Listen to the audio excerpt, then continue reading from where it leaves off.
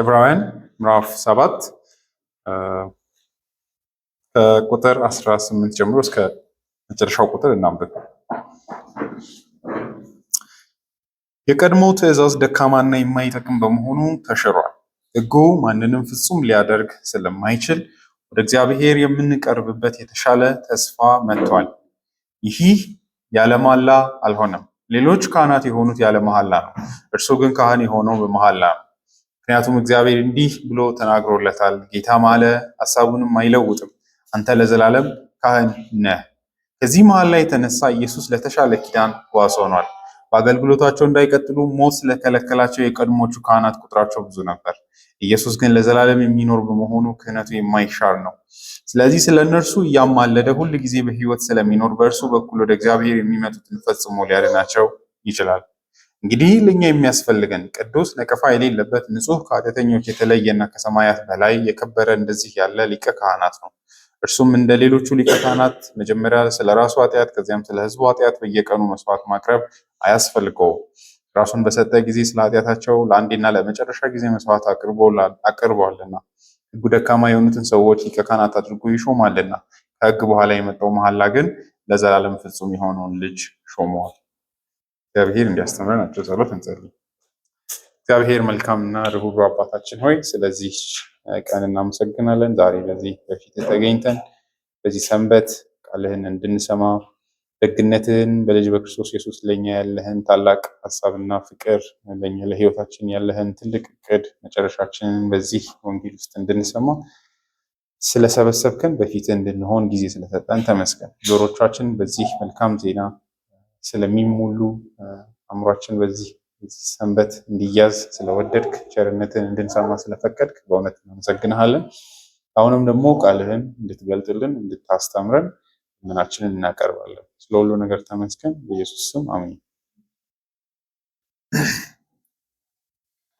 ቅድም እንግዲህ ቁጥር 19 ላይ ነበረ ያቆምነው። የተሻለ መሐላ የተሻለ ተስፋ በክርስቶስ ኢየሱስ መጥቷል። በእግዚአብሔር ላይ ተስፋ የምናደርግበት ደግሞ የዘላለም ሕይወታችንን ሰኪውር የሚያደርግ ማለት ነው።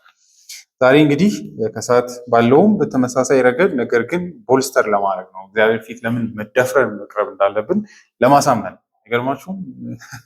እግዚአብሔር አባታችሁ ነው። እግዚአብሔር የእናንተ ነው። እግዚአብሔርን መቅረብ ትችላላችሁ። እግዚአብሔር ሰኪውር የሆነ መንገድ አበጅቷል የሚል ነው። ጎሉ እሱ ነው፣ ግቡ። ያንን ግን ለማሳመን እነዚህ ተደራቢ ነገሮች ብዙ ቦታ ይወስዳል። እንግዲህ ዛሬም የምናየው በክርስቶስ ኢየሱስ ለምን እግዚአብሔርን ደፍረን ማውራት እንዳለብን መጸለይ እንዳለብን ያለ ፍርሃት እግዚአብሔር የኔ ነው እንድንል ማለት ነው። በእውነት ይሄ በጣም ወሳኝ ነው። እግዚአብሔር የኔ ነው ማለት መቻል፣ አምላኬ ነው አባቴ ነው ብሎ መኖር ትልቅ ነፃነት ነው። ታውቃላችሁ እንግዲህ ሁሉም ሃይማኖት የኔ ነው ይላል፣ ግን ግራውንድ የለውም ያንን የሚልበት። ይህን ሃይማኖት ለየት የሚያደርገው ግን ሹር የሆነ የተገለጠና ዋስትና ያለው የእግዚአብሔር ዋስትና ቃሎች ያሉት አይነት ሃይማኖት መሆኑ ነው። ያው ሰው በራሱ እኮ ፈጥሮ እግዚአብሔር የኔ ነው ሊል ይችላል ዝም ብሎ ብድግ ብሎ፣ ግን ምን ላይ ቆመ ነው የሚባል ምንም የለውም። ይህንን ኪዳን ይህንን የአይሁድን አምላክ እውነተኛውን አምላክ ልዩ የሚያደርገው ሳብስታንስ ባለው መንገድ እግሮቻችን የሚቆሙበት ድንጋይ አለት ያለበት አይነት መሆኑ ነው። ዛሬም እንግዲህ እንደምታዩት በጣም ወሳኝ በሆነ መንገድ ከሞላ ጎደል ኢየሱስ የተሾመበትን የክህነቱን ታላቅነት ማየት፣ ከዛ የተሾመውን አካል በማሳየት እግዚአብሔርን እንዴት መድፈር እንዳለብን በመናገር ነው። ቁጥር 25 ላይ የሚያበቃው ሰው ቁጥር 25 ለመሄድ ነው። በዚህ ውስጥ ሶስት ነገሮች መሰረታዊ ናቸው። አሁን እንዳልኳችሁ ክርስቶስ የተሾመበትን ክህነት ታላቅነት ማየት ለድፍረታችን ወሳኝ፣ ፍርሃት ሲይዘን ኃጢአት ሲይዘን እግዚአብሔር የኛ ያልሆነ ሲመስለን ክሌም የምናደርግበት ግራውንድን ለማሳየት ነው ጥረቴ። የኔም ህይወት ስለሆነ ነው በእውነቱ አንዳንዴ ጸሎት ስለሚያስፈራኝ ማለት ነው። ግን እነዚህ ነገሮች ማሰብ ድፍረት ይሰጠኛል። ማለት አሮጋንት አይደለም፣ እኔ እየደፈርኩ አይደለም እግዚአብሔርን። ኃጢአቴንም ደግሞ ረስቼው አይደለም፣ ወይ ደግሞ ማስባቸውን አንዳንዴ አእምሮ ላይ የሚመጡ ኃጢአቶች ጠፍቶኝ አይደለም። ግን እነዚህ በክርስቶስ ኢየሱስ ያለው የእግዚአብሔር ኪዳን ደግሞ የክህነቱ ታላቅነት ኢየሱስም ደግሞ እግዚአብሔርም ደግሞ በልጅ በኩል ምን አይነት አካል እንደሆነ ማየት ድፍረት ስለሚሰጥ ማለት ነው። ለራሳችሁ ስሙት ብዬ ነው ዴሊ ህይወታችሁ ላይ ወሳኝ ስለሆነ እና ህይወታችን ትልቁ ባክቦን ስብራቱ ያለው እዚች ጋር ነው ብዬ ነው ማስበው። መንፈሳዊ ሕይወት የሚለመልመው የሚያጥረው በዚህ ነው። ለዚህ እንግዲህ ሶስት ነገሮች እናያለን። የኪዳኑን ታላቅነት፣ የተሾመውን አካል ታላቅነት፣ መጨረሻ ላይ በነዛ ላይ ተንጠልጥለን እንዴት እግዚአብሔርን አንድ ሰው እንዳለው ከሆነ ዴር ማድረግ ነው። እምነት እግዚአብሔርን ቀና ብሎ ማየት መቻል ነው ይላል። በሆነ ግራውንድ ላይ ቆሞ እግዚአብሔርን ፊት ለፊት ማየት መቻል ነው እና የሚገርም ዲስክሪፕሽን ለእኔ። ቁጥር 20 የክርስቶስ ሊቀ ክህነትን ታላቅ ያደረገው ለእኛም ትልቅ ዋስትና የሆነው ለምንድን ነው? ቁጥር 20 አንድ ምክንያት ይሰጠናል።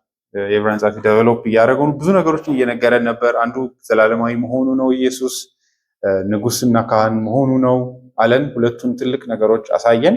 ክህነቱ ከሌዋውያን ክህነት ክብሩ በሚበልጥበት እውነታ ብቻ በማሳየት ነው የሞገተው። እዚህ ጋር ሲመጣ ደግሞ የክህነቱን ታላቅነት መሀል ላይ ያለው መሆኑ ይሄኛው ኪዳን በዚህኛው ክህነት ኢየሱስ የተሾመበት ክህነቱን ስታዩ ገቨርን የሚያደርገውን ቃል የኢየሱስን ክህነትን ሙሴ አይደለም ሌዋውያን በሙሴ በኩል በተሰጠው እግዚአብሔር በራሱ በሰጠው ቃል ነው። ግን የክርስቶስን በሚሻል ቃሎች እግዚአብሔር አንተ ለዘላለም ካህን ነህ ብሎ እግዚአብሔር በሰጠው ቃል የተመሰረተው ግን ሌላ ብልጫ አለው።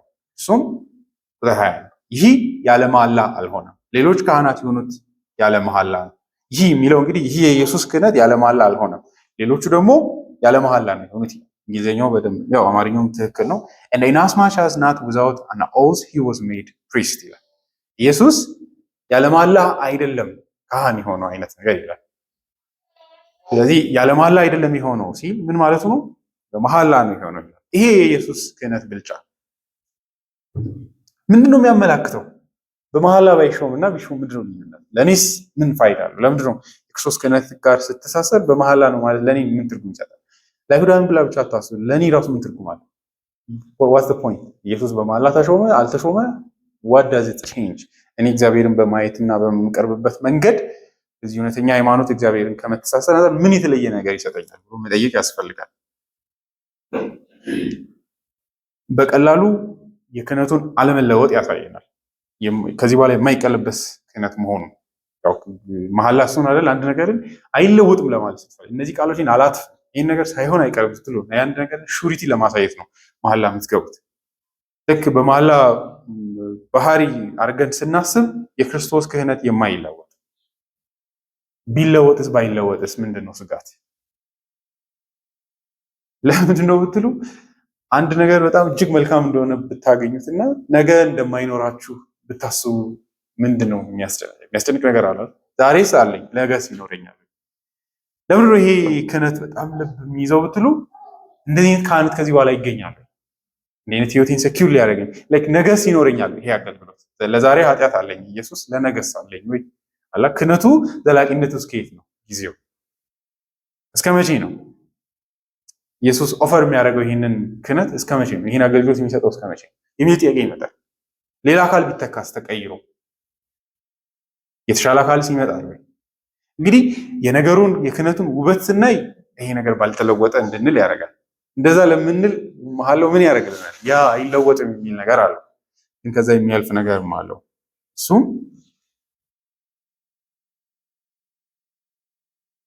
ብልጫንም ያሳያል። በእርግጥ የሌዋውያንን ክህነት እግዚአብሔር እንደሚለውጥም ስለሚያውቅ በመሐላ አላጸናው። አንድ ቦታ ላይ ምሎ አያውቅም። አንተን አልለውጥህም አንተን አልቀይርህም ብሎ ካህናትን ሲሾም እግዚአብሔር መሐላ ገብቶላቸው አያውቅም። አንድ እሱን እንያዝ። ከዛ ክብሩንም ያሳያል። በእርግጥ ከነሱ በዚህ ይበልጣል። ግን ቺ ናት ወሳኝ ነው። የክህነቱን ፐርፌክሽን ያሳያል። እግዚአብሔር ከኛ በላይ እግዚአብሔርን ሳትስፋይ የሚያደርግ አይነት የስርዓት ኦርደር ነው። እሱን ማየት መቻል አለብን።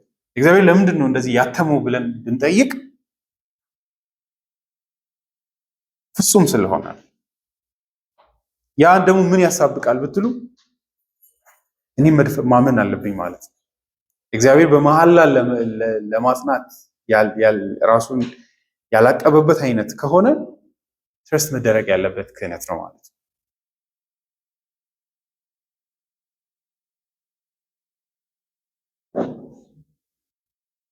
እርሱ ግን ካህን የሆነው በመሐላ ነው። ቁጥር 1 ምክንያቱም እግዚአብሔር እንዲህ ብሎ ተናግሮለታል።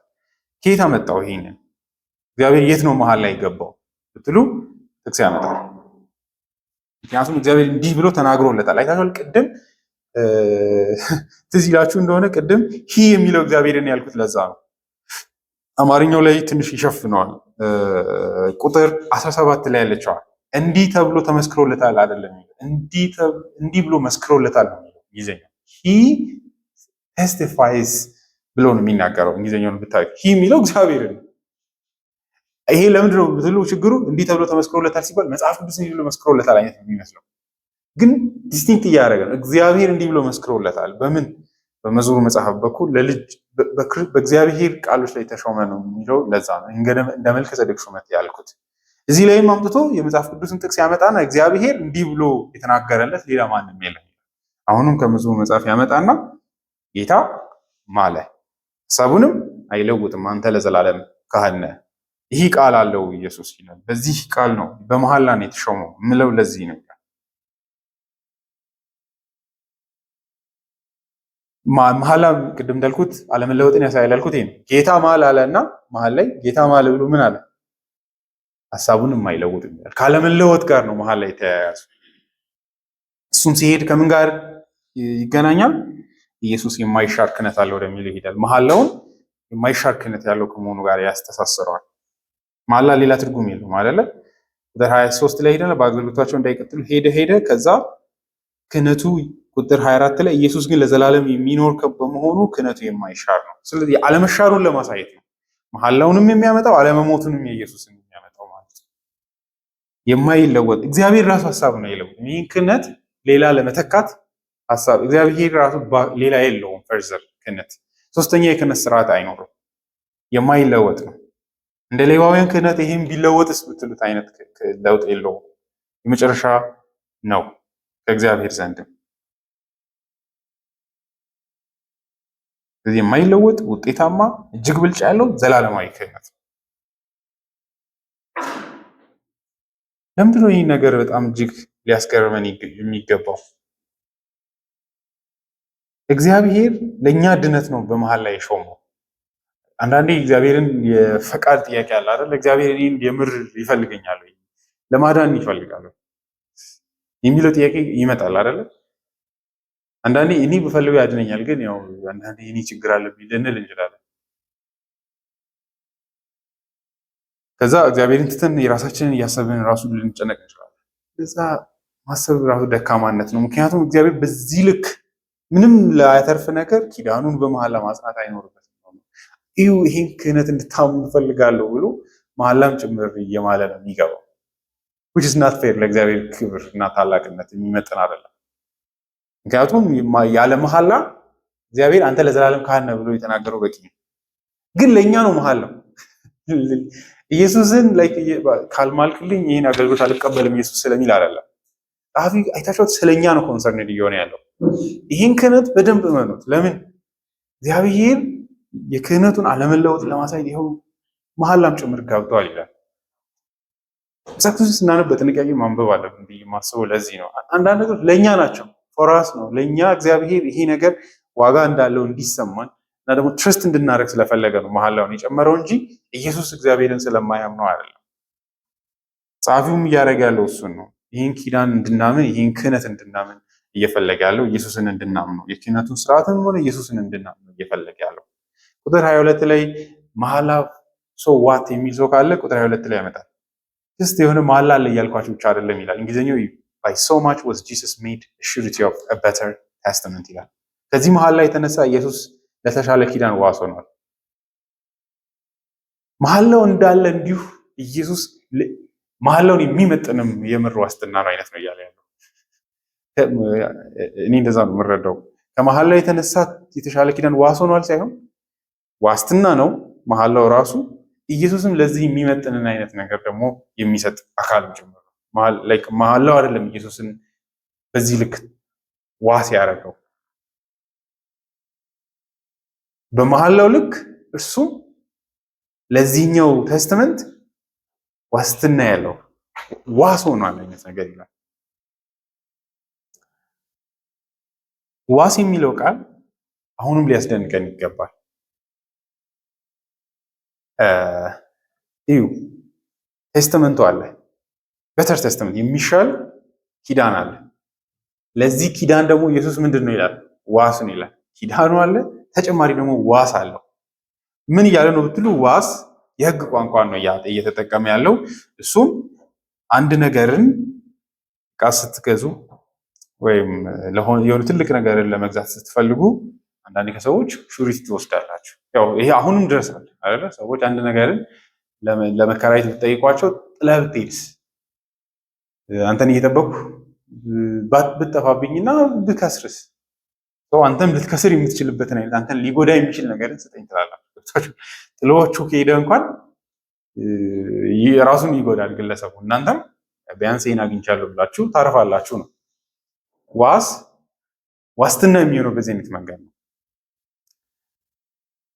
እግዚአብሔር ለማንም ለተናገረው ኪዳንና ፕሮሚሶች ዋስ ማስቀመጥ አይኖርበትም። እንግዲህ ኪዳኑ አለ ይላል ጻፊ፣ ኪዳኑ አለ፣ ኢየሱስ ደግሞ ዋስ ሆኗል ለዚህ ኪዳን። በጣም እውነት ልባችንን ሊነካው ይገባል። አንድ ሰው በእርግጥ ሰባኪዎች እንደዚህ ማለት የለባቸውም፣ ሰዎች እንደዛ እንዲሰማቸው ማድረግ አለባቸው ይላል። ጥሩ ንግግር ይመስለኛል። እኔ ከባድ ነው እያልኩ እንትን እንዳልላችሁ ኢሞቲቭ በሆነ መንገድ ምን እንደሆነ ታውቃላችሁ? መሀል ላይ ኢየሱስ እየሆነ ያለው እግዚአብሔር ይህን ኪዳን ቢለውጥ ሂዝ ሹሪቲ ነው እየተባለ ያለው። ድንገት እግዚአብሔር ሀሳብ ቀይር ያለው እንዳይል ራሱ ማለት ይሄ ለእግዚአብሔር ድራጎተሪ ነው አይደል? ይታያቸዋል። ለእግዚአብሔር ያለውን ሚኒንግ ቃል ገብቶ ኢየሱስ የዋሳችሁ ነው። አይ ሚን ዋስ እንደዛ ነው። አሁን ለምሳሌ እስር ቤት አሁን በዋስ ተፈታ ይባላል አይደል? ምን ማለት ነው ብትሉ አንድ ሰውዬ ክሬዲብል አይደለም። ወንጀል የሰራው ሰውዬ ሊጠፋም ይችላል፣ ሊያታልልም ይችላል። እና ለአንተ አንድ ሀብት ያለው ሀብቱን ጥሎ ሊሸሽ የማይችል ብቻ ብዙ ነገሮችን ትቶ ላይሄድ የሚችል ሰው ይፈለግ። ያንን ሰው ስናገኝ አይደለ አንዳንድ ትልልቅ ድርጅቶች ላይ ገንዘብ በጣም የሚንቀሳቀስባቸው ቦታዎች ላይ ዋስ ሲፈለግ ያንን ገንዘብ ቢያንስ ባይከፍል እንኳን ለጉዳቱ ሲል አይደል አንዳንድ ዋስ የሚሆን ሰው ለራሱ ሲልም እናንተን ፈልገው ራሱ ያገኛቸዋል። ምክንያቱም እኔን ጥለህ የት ትሄዳለህ? ሜካኒክስ ማለት ነው የዋስ ስራ ያ እና ኢየሱስ ማንን እንደዚህ ሊይዝ ነው ዋስ የሆነው ነው። ሰሜን ኪዳኑ ምን እንዳይደረግ አቢዩዝ እንዳይደረግ ለእግዚአብሔር አሁንም አዶንት ሲ ዳትስ ኦነር ለእግዚአብሔር እንደ ክብር አላየውም። በዚህ አይነት መንገድ መተሳሰር ግን ለሰው ልጆች በዚህ ልክ እግዚአብሔር ተሳስሯል። ኢየሱስ ለኛ ለኪዳኑ ዋስትናችን ሆኗል። እኔ ያለው ብሎ ማለት ነው በእግዚአብሔርና በእኛ መካከል አይደለ እያወራን ያለ ነው። ከእግዚአብሔር ጋር ስለመተሳሰር ነው።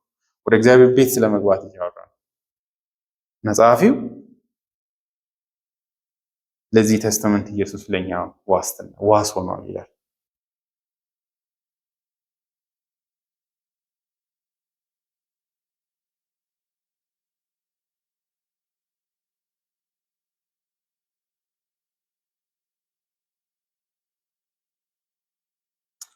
ማርቲን ሉተር እንደዚህ ይላል In this gospel covenant Christ is a surety for us to God and for God to us to see that the articles are fulfilled on both sides ይላል። እግዚአብሔር የሚፈልገው ነገር መሟላትን አረጋጋጭ ሆኗል። ከእኛም ከእግዚአብሔር የሚፈልገውን ነገር መፈጸሙን የሚያረጋግጥልን አካል ሆኗል።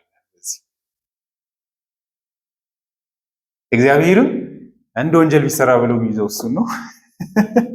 እኛም ብንበደል ብለን የሚይዘው ኢየሱስን ሆኗል ማለት ነው።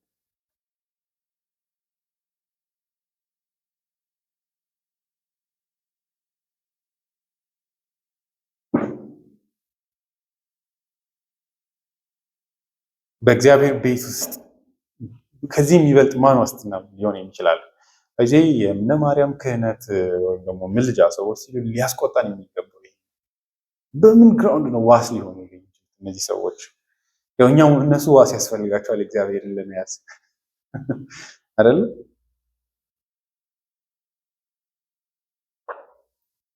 ኢየሱስ ብቻ ሌላኛውን ዋስትና ይነግረናል።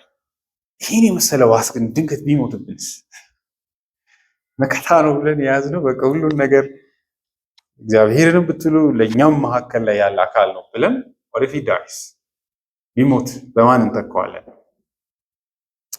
በአገልግሎታቸው እንዳይቀጥሉ ሞት ስለከለከላቸው የቀድሞቹ ካህናት ቁጥራቸው ብዙ ነበር። እዚህ ውስጥ ያለው ሙግት ምንድን ነው የሚል ጥያቄ መምጣት መቻል አለበት።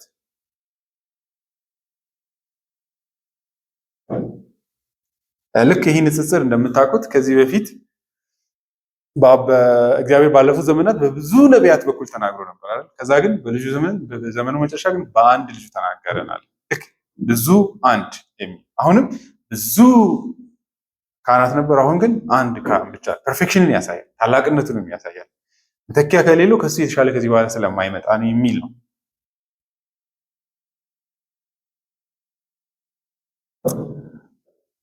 ቁጥር 23ን ወሳኝ የሚያደርገውና ከቁጥር 24 ጋር ባለው ትስስር ውስጥ ምንድን ነው የዚህ አስኳል?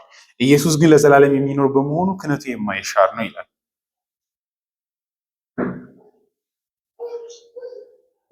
ምን የበፊቶቹ ላይ የሞቱ መተካካታቸው ምን ጉዳት አለው? ማለት በቃ የተተካ መኖር አይቻልም ወይ ይል ይችላል ሰው አይደለ? ሲሞት ሌላው ይተካ። እንደዚህ የኢየሱስ አለመሞት ምንድን ነው በዚህ ረገድ ዋስትናው ብትሉ ከእግዚአብሔር አንጻር ልዩነት ባይኖረውም ከሰው አንጻር ግን አንዳንድ ጊዜ ሰዎች ወርዚ ናቸው ብለው የሚያስቧቸው ካህናት ይኖራሉ። አኗኗራቸው በጣም መልካም ይሆናል። ከዛ ደግሞ ሄደው ኃጢአቶቻቸውን ሲናዘዙና በዚህ የክህነታዊ አገልግሎት ሲምፐታይዝ የሚያደርጉ አይነት ሊሆኑ ይችላሉ። የሚራሩ አይነት ካህናት ሊኖሩ ይችላሉ። ወይ ይህን የመሰለ ወሳኝ ካህን ሞት አሁን ማን ሊሾም ሊባል ይችላል።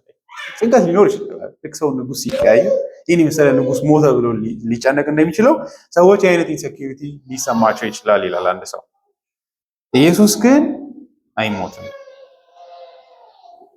እንደገና ራሴን ማስተዋወቅ አይኖርብኝ። አንዳንድ ጊዜ ግንኙነት እንደዛ ነስታብሽ የምናደርገው አንድ ወሳኝ ቦታ ላይ የተሾመ ሰውን ብታውቁትና ድንገት ቢቀየርባችሁ ጅመንሻ አይደል ጉቦ ጅመንሻ አይደለም ሰው ምንም አድርጎ ብቻ ከዛ ሰው ጋር እንደገና ግንኙነት ስትብልሽ ያደርጋል ለራሱ ጥቅም ሲል። እዚህ ላይ ግን ክርስቶስን ለኛ ዋስትና የሚያደርግልን ይሄ ነው። እንደገና ምንም እንደጋገመው ነገር የለም። ያውቀናል። ለዘላለም በእግዚአብሔር ፊት ዋስ ሆኖ ስለኛ ይኖራል። ስለዚህ የክህነቱ አለመለወጥ የዋሱ ታላቅነት አለ። ከዛ ደግሞ የማይጠፋ መሆኑ ለኛ ትልቅ የህይወት ዋስትና ነው። ቁጥር 25 ነው እንግዲህ የዚህ ሁሉ መልእክት ክላይማክስ ብዬ የማስበው። ስለዚህ ይሄ ስለሆነ መሐላ ስላለ ከዛ አካሉ ታላቅ ስለሆነና ክህነቱ የማይሻር ስለሆነ ከዛ ኢየሱስ ራሱ በጣም እውነት አስገራሚ ነው። ስለዚህ ስለ እነርሱ እያማለደ ሁል ጊዜ በህይወት ስለሚኖር በእርሱ በኩል ወደ እግዚአብሔር የሚመጡትን ፈጽሞ ሊያድናቸው ይችላል ይላል። በጣም ይህን ቴክስት በድለውታል። ለኔ እንግሊዝኛውን ስታዩት ነው ምን አይነት አስደናቂ ቴክስት እንደሆነ የምታዩት እዩት። Wherefore he is able also to save them that to the uttermost that come unto God by him, seeing he ever lives to make intercession for them. ስለዚህ በእርሱ በኩል ወደ እግዚአብሔር የሚመጡትን ፈጽሞ ሊያድናቸው ይችላል።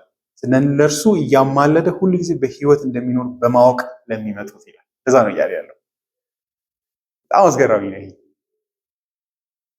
ልዩነቱን ተርጉማችሁት። በእነዚህ ምክንያቶች እንግሊዝኛውን ተከትዬ ልሂድ። ስለዚህ በእርሱ በኩል ወደ እግዚአብሔር የሚመጡትን ፈጽሞ ሊያድናቸው ይችላል ይላል። ከመሐላው ታላቅነት ዋስትና ያለው ክህነት መሆኑ ዋሱ ራሱ ታላቅ ከመሆኑ የተነሳ የማይሞት ስለሆነ እግዚአብሔርን የሚፈልግ ከእግዚአብሔር ጋር ጉዳይ ያለው ማንም ካለ በእርሱ በኩል ወደ እግዚአብሔር የሚመጡትን ፈጽሞ ሊያድናቸው ይችላል። ያድናቸዋል ብቻ አይደለም፣ ፈጽሞ ሊያድናቸው ይችላል ይላል። እያንዳንዱ ቃላት ጎልድ ወርድስ ቫልዩ ያላቸው። መቅረብ አይታችኋል። የዕብራውያን ጸሐፊ የዘላለም ህይወት ማለት እግዚአብሔርን መቅረብ ነው። ህይወት እግዚአብሔርን አክሰስ ማድረግ መቻል። ድነትን የሚገልጸው በዛ ነው። እግዚአብሔርን ፊት ለፊት ሄዶ ማየትና ማውራት መቻል። ካህን ስራው ይሄ በጣም እንድናስብ እውነት ያስፈልጋል። አባቶቻችንን እጅግ ልንወዳቸው የሚገባው ለዚህ ነው ብዬ ማስባለሁ። ፔናል ሰብስቲቱሽን ሲሉ ምትካዊ ሞት ኢየሱስ በመሞቱ ከእግዚአብሔር ጋር አስታረቀን፣ ከእግዚአብሔር ጋር ህብረት ሰራለን የሚለው እጅግ ታላቅ ወንጌል ነው። ሰዎች ሲሳለቁ እንሰማለን አይደለ? የዘላለም ሕይወት ያገኙ ስሞት ወደ ጌታ ሄዳለሁ፣ በቃ ምድር አያገባኝም። አይ ድነት ያ ብቻ አይደለም፣ ምድርን ማዳን አለብን። እንደዚህ ለዚህ እኔ ምን አቅም አለኝና ማድ ነው ሪስቶሬሽን ኦፍ ክሬሽን እና ይላሉ። ምን ነው ይሄን የምናድሰው ክርስቶስ በኃይሉ ካላደሰው በስተቀር። ደግሞ ትልቁ የሰው ልጅ በውድቀት ያጣው ላይ በእኛ በወንጌሉ መረዳት ምንድን ነው ብትሉ እግዚአብሔር የሚያጣው አይደል? ካተከዝሙም ላይ የሰው ልጅ ጉስቁልና ከሁሉ በፊት ከእግዚአብሔር ጋር ህብረት ማጣት ነው። ይህንን ታላቅ አምላክ የማየት እድል ማጣት ነው። እግዚአብሔር ፊቴን አላሳየም ማለት ነው። ሙሴ እግዚአብሔርን ምን ያህል እንደለመነው እናያለን። እግዚአብሔርን ክብር፣ ግርማዊነት፣ ውበቱን ለማየት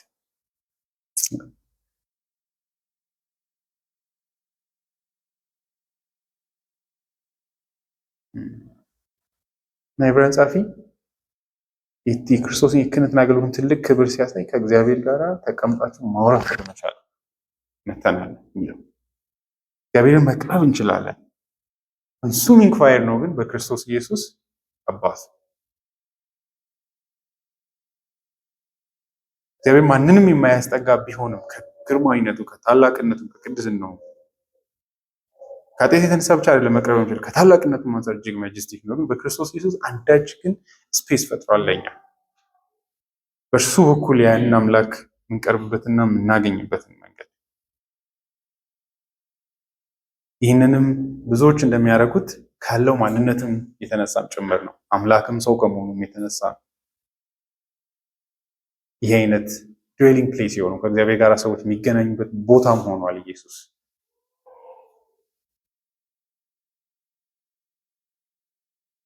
ይህ እንግዲህ ብልጫችን ነው፣ ፕሪቪሌጃችንም ጭምር ነው። The chief good of man is to be united to his God, with whom he is the fountain of life, with whom is the fountain of life and of all blessings. But their own unworthiness drives all away from any access to him. Then the peculiar office of a mediator is to bring us help in this respect and to stretch out his hand to us that he may lead us into heaven. የህይወት ሁሉ መገኛ እግዚአብሔር ነው። የህይወት ሁሉ ምንጭ፣ የበረከት ሁሉ ምንጭ ነው እግዚአብሔር። የሁሉ መገኛ የሆነውን አምላክ ነው ያገኘነው በክርስቶስ ኢየሱስ። የድነት መጨረሻ ይሄ እንደምታውቁትም ዘጸአት ምዕራፍ 28 ላይ እንደምናነበው ካህኑ በደረቱ ላይ ተሸክሞ የእስራኤልን 12 ነገዶች በምሳሌ መሰረት ምን ያደርጋል? ወደ እግዚአብሔር እልፍኝ ውስጥ ይገባል። የእግዚአብሔር ፕሬዘንስ ማለት ነው። እሱ ጋር ግን ምሳሌ ብቻ ነበር። ድንጋይ ተወክሎ ነው የሚገባው። ተስፋ ነው፣ ወደፊት የመግባት ተስፋ አላቸው የሚል ባይዚ ስካተሎጂካል ላይፋችን ራሱ አሁን በሆነ ረገድ በክርስቶስ ኢየሱስ ገፍተናል፣ ግን ወደፊት ሪያሊቲ ይመጣል። ወደዛ የእውነት ቤተ መቅደሱ እንገባለን ነው ያን ያለን እግዚአብሔር ማደሪያ። አሁን በእምነትና በጸሎት እንገባለን፣ ነገር ግን እውነታው የሚመጣበት ቀን ይመጣል። ክርስቶስ የዛ ዋስትና ነው ለኛ። ዕብራውያን መልእክት 6 መጨረሻ ላይ የሚለው እሱ ነው። የኛ ተስፋ አሁን ኢየሱስ ወደ ሰማያት በገባበት ሪያሊቲ ነው። ተስፋ የምናደርገው የህይወት ደስታና ክብር ለኛ እሱ ነው። ኢየሱስ ቀድሞ በመግባት ለኛ ራሱ ፎርራነር ሆኗል። ወደዛ ህይወት በመግባት ወደ ቅድስት ቅዱሳን በመግባት አሁን በተስፋ በጸሎት እንገባለን። እግዚአብሔር እንደሚሰማን እናውቃለን። በእምነት አይተን አይደል፣ ወደፊት ግን እውን ሆኖም ደግሞ እናያለን።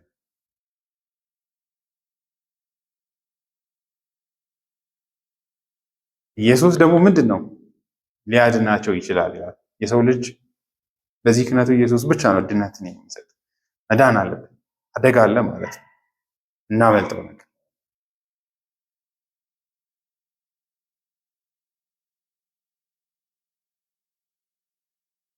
ኢየሱስ ይህን ማድረግ ይችላል ይላል። he is able to do this ይላል። ይህም ትልቅ ንግግር ነው። ለምንድን ነው የመነማርያንና የሌሎች ክህነትን ማንሻው? he is able እየተባለ ኢየሱስ ቢያቅተው ይረዱት ነበር። እኔ እውነት አልራራም። ምክንያቱም ይሄ ወንጌልን መካድና እግዚአብሔርን በጣም ክቡር የሆነ መልእክትን መድፋት ስለሆነ ሰው ይህንን ካላመነ ወንጌልን አያምን አይድንም። ምክንያቱም እሱ ብቻ ነውና ይህንን ማድረግ የሚችል ወደ እግዚአብሔር ሊያቀርበን የሚችል he is able to do that። ያሰብኩ ነበር በእውነት ባለፈውም ብያለሁ። ሮሜ ምዕራፍ 8:34ን በእግዚአብሔር ፊት ይማልድልናል የሚለው አይ ይዳኛል ነው። ሽንት ገጽሮ ሰው ይከራከራል አይደለ? ኢየሱስ ይፈርዳል። ደስ ይበላችሁ ጳውሎስ ሲል አስቡ። ሮሜ ምዕራፍ 8 እንደዛ አንብቡት። ከላይ ስሜቱን ይዛችሁ ነውና በአብ ፊት መንፈስ ቅዱስ በማያቋርጥ መቃት ይቃተትልናል። እግዚአብሔር አባታችንም ደግሞ እጅግ ይወድናል። እንዴት ከእርሱ ጋር ሁሉን ከሰጠ ልጁን አሳልፎ ከሰጠ ከእርሱ ጋር እንዴት ሁሉን አይሰጠንም? ደግሞ ኢየሱስም ይፈርዳል ያንዳንዳችሁ ሲል አስቡ ማለት ነው። እንደዛ ነው እየተነበበ ያለው አስባችኋል። ሰው ኢየሱስ የህይወት ዋስትና ነው ሲባል አይ ዳኛ ነው፣ እኔ ከሱ ራሱ የሚያስጥሉኝ እነዚህን ሰዎች ልፈልግ ሲል ማለት ነው። ለድነት የተሰጠን አካል ከሱ እንዲያስጥለኝ ሌላ ሰው ስፈልግ አይ ፌል ቱ ሲ ማለት ነው። ሙሉ በሙሉ ወንጌሉን ኮላፕስ አድርጓል እዛ ጋር አይደለ? ሰው ኢየሱስን በዚህ ዓለም ላይ በእግዚአብሔር ዘንድ ራሱ ደግነትን ከክርስቶስ ውጪ ፖንቲፊኬት ማድረግ ሞኝነት ነው። ገብቷቸዋል። በዚህ ዓለም ላይ ሰዎችም ማንም there is only kindness in Christ only እነሰንስ እግዚአብሔር ደግ አይደለም ማለት ነው። ኢቭን የእግዚአብሔር ደግነቱ ራሱ የሚፈሰው በእርሱ በኩል ያንን ፋውንተን ፈርታችሁ ሌላ ከፈለጋችሁ what are you trying to say? የአባቶቻችን ያው የሪፎርሜሽን ሳምንት ነው።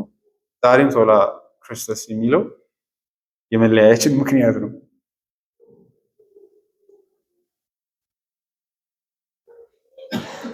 ሰው አይድንም ኢየሱስን ካላመነ በዚህ አይነት መንገድ ማለት ነው።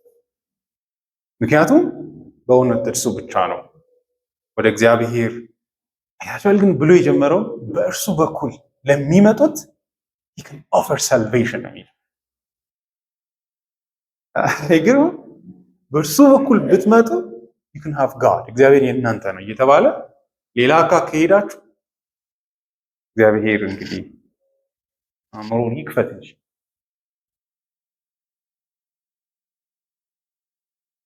እኔ በጣም ወዳት እቺን አድጀክቲቭ ነው። ኢየሱስ ያድናል አይደለም የሚለው ፈጽሞ ሊያድናቸው ይችላል ነው። ይሄ የድነቱን ደግሞ ፐርፌክሽን ነው የሚናገረው። ኢየሱስ 95% ሰርቶ ለድነቴ ዋስትና ሆኖ ከዛ የቀረችውን 5ቷን የሚሞላልኝ አካል ከፈለኩ እቺ ቃል አትውልለት፣ ግን ይውልለታል። ለምን?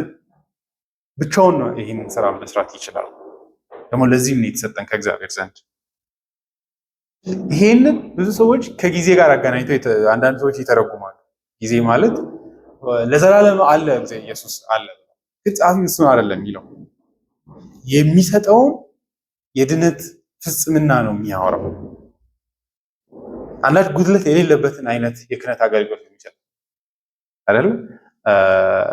ዳኞች ጋር አፕላይ ስታደርጉ ምን ብላችሁ ነው ኬዙን ያሸንፍልኛል ወይ ተብሎ ይጠየቃል አይደል? ገንዘቤን አወጣለሁ ግን ምን ያህል ይሄዳል፣ እስከምን ድረስ ሊያስጥለኝ ሊያሸንፍልኝ ይችላል የሚለው ይታያል አይደል? ጻፊው እንደዚህ አይነት መንገድ ነው እያወራ ያለው። ኢየሱስ ምን ያህል ዋስትና ባምነው ወረሙ ህይወቴን ብጥልበት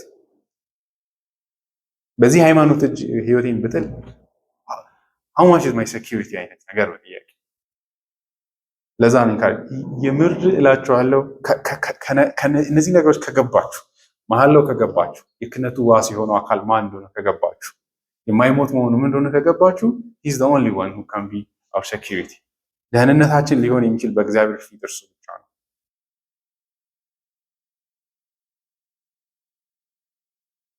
በክርስቶስ የእግዚአብሔርን ሆሊነስ ራሱ ዴር እናደርጋለን። እንዴት ነው ቅድስና እስቲ ያሳየኝ ብለን ማለት ነው። እንደዛ እያለ ነው ክርስቶቻል ያን ያክል ደፋር የሚያደርግ አይነት ድነትን ኦፈር ያደርጋል። የእግዚአብሔር ቅድስት ቅዱሳን እየገባችሁ እግር እየተንቀጠቀጠ አይደለም ኮራ ብላችሁ ማለት ነው።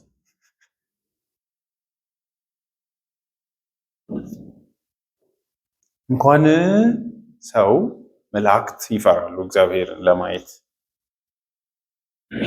ለኛ ግን በክርስቶስ ኢየሱስ እንደዚህ አይነት ድፍረት ተሰጥቶናል።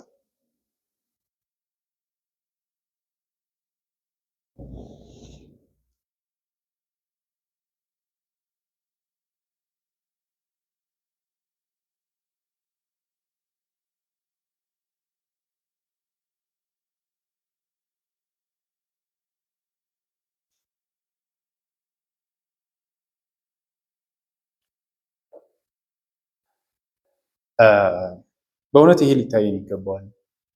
በእውነት ኃጢአተኛ ሰዎች ነው፣ በጣም ሪል ኃጢአተኛ ሰዎች ነን እና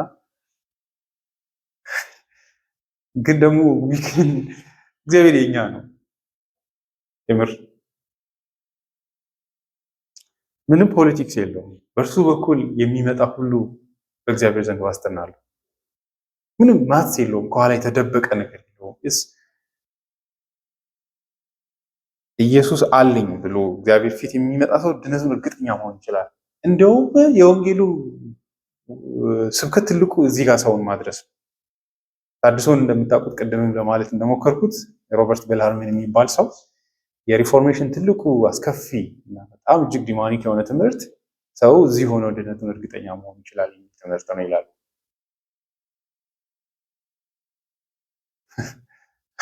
ይህን ስታዩ ግን ጻፊው ነው የሚለው እግዚአብሔር ለእናንተ ነው በክርስቶስ ኢየሱስ ቢሹር ነው እያለ በእርሱ በኩል መምጣታችሁን ብቻ እርግጠኛ ሆኑ እንጂ ይህ ዋስትና አለ። የምር ኦፈር ያደርጋል። እንዲህ አይነት ድነትን፣ እንዲህ አይነት ደህንነትን ይሰጣል ኢየሱስ። ዛሬ እውነት ለሌሎች ሃይማኖቶች እንድንሰማ ሰው ለራሳችሁ ስሙ። እስቲ የምር ማለት አንዳንዴ ጃምባኒያን የሚሰማውን ስሜት እንትና ማይክል ሪቭስ በእርግጥ ግሬስ አባውንዲንግ ዘ ቺፍ ኦፍ ሲነር ላይ ይላል ድነቴ 20 ጊዜ በየቀኑ ይወድቃል ይነሳ ይላል።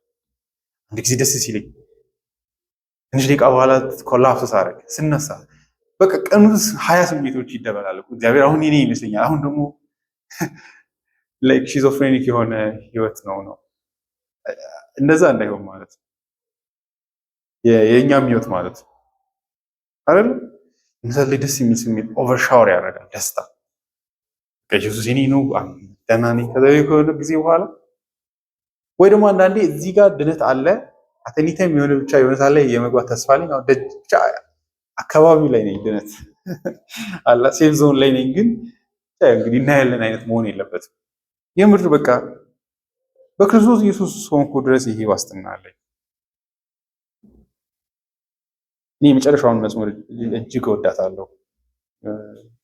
ምን ብሎ የሚመጡ እዚህ ጋር ይወደድ በእውነት በእርሱ በኩል ወደ እግዚአብሔር የሚመጡትን ፈጽሞ ሊያድናቸው ይችላል አለና ምን ብሎ የሚመጡትን አማርኛ ደክሞብኛል ያልኩት ይሄንን ነው። አንድ ነገር ተረድተው የሚመጡትና ያንን አስበው ክሌም አድርገው የሚመጡትን እርሱም ታቻው እንደምን እንግሊዘኛው የሁለተኛ ሐረግ ቅድም ያልኩት ነው። seeing he ever lives to make the intercession for them ለነርሱ ብሎ በእግዚአብሔር ፊት እያማለደ እንደሚኖር ተረድተው የሚመጡትን አይተው የሚመጡትን ኢየሱስ የሚኖረው ለኔ ነው ብለው የሚመጡትን እንደዛ ብለው የሚመጡትን አመስከራን ካን ዩ ሴይ ዛት ለኔ ይኖራል መኖርን ለኔ ይኖራል ኢየሱስ ኤግዚስት የሚያደርገው ለኔ ነው ብለው እያሰቡ እግዚአብሔር ፊት ደግሞ እንደዚህ ይሄን ነው እያደረገልኝ ያለው ብለው የሚመጡትን የታቸው አላደረገው ሰው ኢየሱስ ዋናው ስራው ምልጃ አይደለም። እግዚአብሔር አስፈሪ አይደለም። እግዚአብሔር ክሩል አምላክ አይደለም። እንዲህ ዝም ብሎ እዛ የሚቀለድበት አይነት ጉዳይ አለ። እግዚአብሔር ታላቅና አስፈሪ እንደሆነ አውቃለሁ፣ ግን በእግዚአብሔር ቤት ስለኔ የሚኖር አካል እንዳለ ያለ which is amazing አይደለ? ይሄ መረዳት ወሳኝ ነው ብያለሁ ነው ጸሐፊው። እኔ የኢየሱስን ክህነት በትንሹም በትልቁ የሚነካ ሰው አይድንም ለማለት ሄዚቴት አላደረገም። ምክንያቱም ወንጌሉ ሄዶ ይሄ ነው ጨርሽ ለእናንተ እያማለደ ለዘላለም ይኖራል። ለኔ ዶሚሮ ለሰዎች አይደለም ለኃጢአተኞች ለራሳቸው ይማልድልናል ብለው ለሚመጡት ፍጹም ድነትን ሊሰጣቸው ይችላል። እንደዚህ ብለው ይሄን ተረድተው ይሄን አይተው seeing that ይሄን አይተው የሚመጡትን የማይ ፍጹም ድነትን ኦፈር ያደርግላቸው።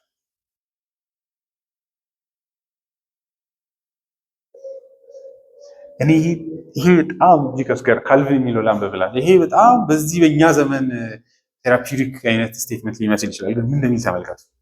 when he says them that come unto God or who approach to God by this phrase he points out that he points out the faithful who alone enjoy the salvation procured by Christ, but yet at the same time indicates what faith ought to regard in immediate ይላል።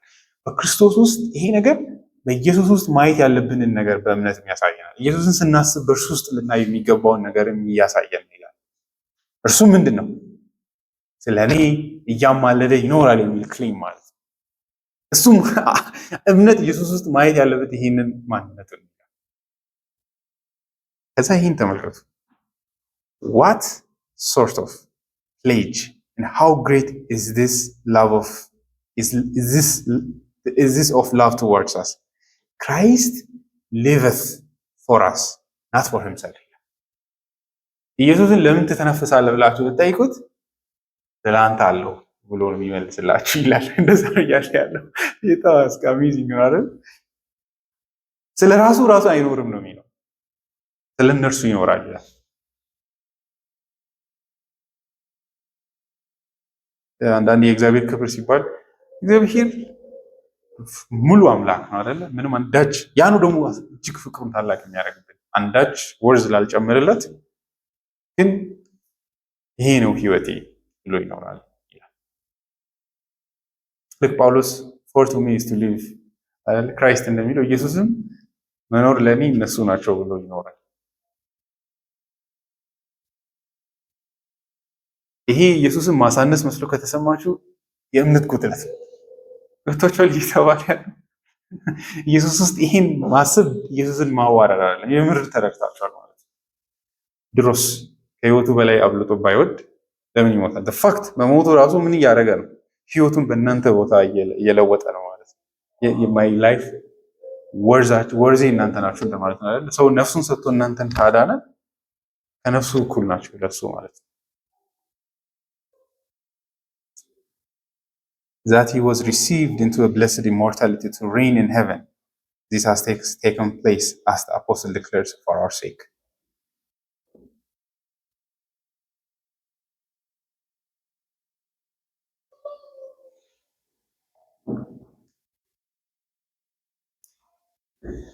አንድ የተዋህዶ ሰው አምጥታችሁ እንደዚህ ስለ ኢየሱስ አንድ ሰው ማግኘት አትችሉም ብዬ አስባለሁ። ያ ብቻ ሳይሆን ያው ፔንቴውም አሁን ሪፎርምዱም ያው ሪፎርም ስላችሁ ሰልፍ ፕሮክሌም ሪፎርምድ ማለት ነው። ራሱን በራሱ የሾመ ማለት ነው። አይ ኖ ስሙ አይደለም የሚለው ጥያቄ የለውም። ግን የምር ቱ ቢ ሪፎርምድ ይሄ አይነት ክብር ለኢየሱስ መስጠት ማለት እሱም በዚህ አይነት መንገድ ማየት መቻል ነው። ምንድን ነው ያደረገው ኢየሱስ? ስለ እናንተ ይኖራል አለና ምን አለ? በእግዚአብሔር ፊት ምን እያደረገ? እያማለደ ይላል። ኢንተርሲድ እያደረገ ይኖራል ይላል። በማን ፊት ግን? በሰይጣን ፊት፣ በሰዎች ፊት፣ በእግዚአብሔር ፊት ነው የሚለው። እግዚአብሔር ኃጢአትን ላይትሊ እንደማይወስድ የሚያሳየን እሱ። በማን ምልጃ ብቻ ነው የሚያልፈው? በማን ኢንተርሲሽን ብቻ ነው? በኢየሱስ ኢንተርሲሽን ያልፋል። በማንም አይታለፍም። በልጁ ግን ኢየሱስ ከጠየቀው ግን እሺ ይላል ነው። ያንንም የሚልበት ምክንያት ግን ከምን የተነሳ ነው? ካቀረበው መስዋዕትን ጭምር የተነሳ ነው። ኢየሱስ የሚያማልደው በድምፅ አይደለም፣ በኖረው ህይወትና በደሙ። እነዚህ ሰዎች ፈልጋቸዋል። በታሪክ ውስጥ ኮንክሪት በሆነ መንገድ በሰራው ስራ ከእግዚአብሔር ዘንድ ምሕረትን የሚጠይቅ ይሁን። ኃጢአታቸውን ተውላቸው አይደለም፣ ከፍያለሁ ነው የሚለው which is different አይደል? መደራደር አንድ ነገር አይደራደር የከፈለበት ስለሆነ እንደ መብት ይጠይቃል ነው። ኢንተርሲድ ማድረጋል ሲባል ለማመጣት ይለመኔ ነው እንዳጥለው እባክህ አይደለም የሚለው። we should just ኢየሱስን ሄደን በአንተ በኩል ይህን ጉዳይ ሃንድል ብታደርግልኝ፣ አንዳንድ ኃጢአቶች አሉብኝ አንተ ብቻ ነው የምታውቀውና ይህን ሰው ሳያይ ሰማይም ሳያይ ደብቅ አስመልጠኝ ኦኬ ብሎ ይኖራል። ኢንተርሲድ ያደርግልናል። እርሱ በኩል ከመጣችሁና ከመጣ የእግዚአብሔርን ፊት በጎ ፊቱን ለኛ ይመልስልናል። እዚህ ጋር እንግዲህ እግዚአብሔር በጣም እጅግ እኛን ሊያየን ሳይፈልግ ቀርቶ ኢየሱስ ደግሞ እጅግ የሚወደን አድርገን ማሰብ የለብን። ዮሐንስ ወንጌል 16 ይህንን ይመልስልናል። በመሰረቱ ኢየሱስን ራሱ የሰጠን ራሱ እግዚአብሔር ነው። በኃጢአታችን ኢየሱስም ይቆጣናል። ባይደወይ በአምላክነቱ እንደምታውቁት ራእይ ላይ የበጉ ቁጣም ኃጢአተኞችን ወደፊት ሊያጠፋ እንዳለ ከአብ ጋራ የእርሱም ቁጣ አንድ ላይ እንደሚያጠፋ ይናገራል። ደግነቱ የእግዚአብሔር የስሉስ አምላክ ነው። ቁጣውም የስሉስ አምላክ እውነታ አለበት። ግን በክርስቶስ ኢየሱስ እግዚአብሔር ፍቅሩንም ገልጧል። ግን ፍቅሩ ፍትህ ያለበት ፍቅርም ነው። አንዳንድ ሰዎች ሁለቱንም ማጣት ሞኝነት ነው። እግዚአብሔር በጣም ለምናችሁ የምትመልሱት አድርጎ እንዳታስቡ ልጁን የሰጠው እርሱ ነው። ግን እንዳትደፍሩት ደግሞ የጽድቅ አምላክ ነው።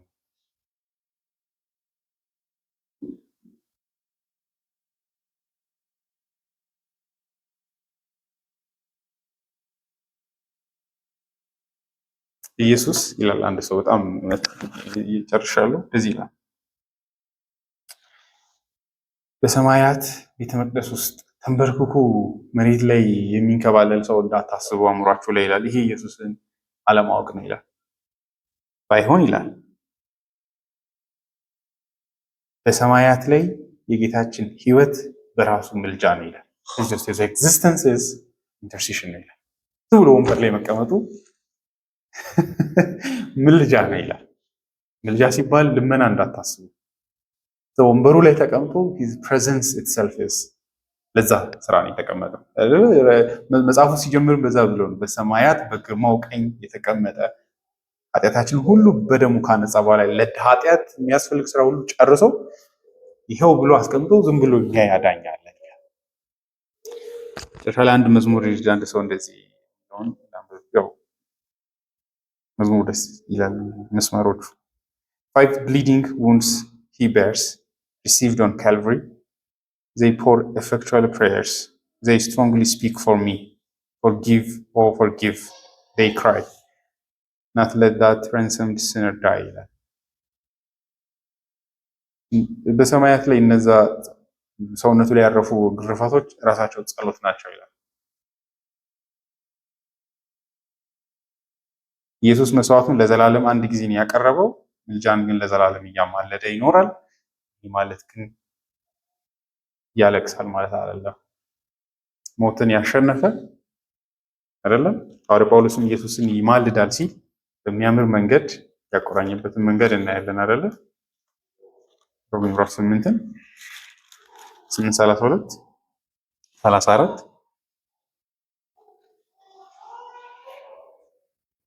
ታዲያ የሚኮንነን ማን ነው? የሞተው እንዲሁም ከሞት የተነሳው በእግዚአብሔር ቀኝ የተቀመጠው ክርስቶስ ኢየሱስ ስለኛ ይማልዳል። ያስገርም። በእግዚአብሔር ቀኝ የተቀመጠው ይማልድልናል። ተቀምጦ እንዴት ይማልዳል? ምን እያሳየ ነው ብትሉ ተቀምጦ ነው ያለው። ካህናት ተቀምጦ አያውቁም። በመሰረቱ ወንበር ራሱ ክህነቱ ቤተ መቅደስ ውስጥ የለም። ምክንያቱም የምትቀመጡበት ምክንያት የለም። ኃጢአት ተደርድሮ እንደዚህ ምን ሰራው ብላችሁ ነው የምታርፉት። ሴኩሪቲ ራሱ የለም። መቀመጡ የሚያሳየው ደህንነት ነው። የተቀመጠ ካህን ነው ያለን እያለ ነው። ይማልዳል ሲል ተቀምጦ ይማልዳል እያለ ምን እየለመነ አይደለም እያለ ነው። his presence በራሱ በእግዚአብሔር ፊት ዘላለማዊ ኢንተርሴሽን ነው። ስለዚህ እስከ አጥንታችን ድረስ የበሰበስን ኃጢአተኞች ነን። ግን በዚህ ደፍረን እንኑር። አንዳንዴ ለኃጢአት ሪኮግኒሽን መስጠት መሸነፍ ነሰንስ ኃጢአተኛ አይደለሁም ማለት አይደለም እላችሁ። እሱ መዋሸት ነው። ዮሐንስም ይላል ባይዘ እሱን እንዳንል ኃጢአተኛ አይደለንም ካልን እግዚአብሔርን ሐሰተኛ እናደርጋለን። ግን ልጆቼ ወይ ኃጢአት ብታደርጉ በሰማይ ዋስ ሆኖ የሚኖር ኢየሱስ አለላችሁ ይላል። አንድ ሰው ይላል ቡና እየጠጣ ኃጢአት አደርጋለሁ ብዬ ካፊን ስለወሰድኩ ብፈራ ኖሮ በመሰረቱ የኃጢአትን ግማሽ ብፈራ ከቤቴ ራሱ የሚወጣበት ምክንያት አይታየኝም ይላል። መተንፈሴ እንኳን ኃጢአት ስለሆነ ማለት ነው። እውነት ነው ወይ? እየተነፈስኩ ራሱ የሆነ ክፉ ሀሳብ ይመጣል። why should we exist? እውነቱን ለመናገር ጠዋት ተነስተን ገና ሳንነቃ በርግማን ነው የምንነሳው። ፍራስትሬትድ ህይወታችሁ እንደዛ ነው። አላለም በቃ ብሪዝ የምናደርገው ኃጢአት ነው። ምን our whole being ኃጢአት የነከረው ስለሆነ ማለት ነው። ምንም እንኳ በመንፈስ ቅዱስ መታደስ በውስጣችን እንዳለ ብናምንም የኃጢአትን ኃይል ግን እናውቃለን ብዬ አስባለሁ። በዚህ መካከል ስንኖር ድፍረት ሊሆን የሚችለው ኢየሱስ ብቻ ነው። እኔ እውነት እያንዳንዱ ከሰው ጋር ያደረኩትን ኮንቨርሴሽን እኔ ሀሳቦችን ካሰብኩ ፊል አሼምድ ያሳፍረኛል። ሞቲቬሽንም ይገለዋል። ነገር ራሱ ለምን አወራለሁ ለምን እጫወታለሁ እንድል ያደርገኛል። ማስበው ከነት ፍሪ ማይሰልፍ ያዛ ያሳቅቀኛል። እና ህይወት ውስጥ ካሪጅ የሚሰጠው በእውነት የጌታ ኢየሱስ ክርስቶስ ስራ ብቻ ነው። የምር ኃጢአት ክብደቱ እና የኃጢአተኝነታችን ደብዝ ሲገባን እኔ ያ ፍርሃት ይኖራል ብዬ አምናለሁ። ግን የምር ኢየሱስን ስናይ እንዳች የሚያስፈራ ነገር የለም በእውነት። እና ይሄን ለነፍስ መሰበክ ያለበት መልእክት ነው። አይ ሃቭ አ ፕሪስት ስለኔ የሚኖር አሜዚንግ አይደል? አዳኝ አለኝ ብሎ መኖር መቻል ማለት ነው። እና ያን ማየት በእውነት ኢየሱስን በእውነተኛ መንገድ ክሌም ማድረግ የኔ ነህ ብሎ ክሌም ማድረግ መድፈር አይደለም። በመሰረቱ ድፍረት ነው። ግን ማርቲን ሉተር እንዳለው ሃምብል ፕራይድ ሃምብል ቦልድነስ ነው፣ ትሁት የሆነ ድፍረት። እግዚአብሔር እንደዚህ ድፍረት ይስጣችሁ እና ጸሎትንም ፈታ ብላችሁ ጸልዩ። እግዚአብሔር ፊት የክርስቶስ ደምን ጸሎታችሁ ላይ እየረጫችሁ ማለት ነው። እግዚአብሔር እናመስግነን እንጨርስ። እግዚአብሔር መልካም አባታችን ሆይ እንኳን አንተን ቀና ብለን ለማየት ለመራመድ ህይወት ውስጥ ለመንቀሳቀስ እንኳን ድፍረት የለንም። ግን በልጅ በክርስቶስ ኢየሱስ ቀና ብለን እንድንኖር እንዲህ አይነት ጽድቅን ስለሰጠህን እናመሰግናለን። እግዚአብሔር አባቶ የልጅህን ጽድቅ በእውነት ክሌም ማድረግ እንድንችል የኔ ነው ማለት እንድንችል ዘንድ ስለኔ ይኖራል ማለት እንድንችል ዘንድ በሰማያት በእግዚአብሔር መቅደስ ውስጥ ስለኔ የሚኖር አካል አለ፣ ስለኔ እያማለደ የሚኖር አካል አለ በሚል እምነት ህይወታችንን እንድንኖር ህይወታችን እጅግ ሰኪው እንደሆነ እንዲታየን ይህንን ሴጣን ከአእምሯችን እንዳይወስድ በልባችን ቅዱስ በሆነ ቦታ ላይ የምናስቀምጠው የነፍስ መንጠልጠያችን አይነት እውነት እንዲሆን እንጠይቃለን። ስለዚህ ቀን እናመሰግንሃለን። በልጅ በኢየሱስ ክርስቶስ ስም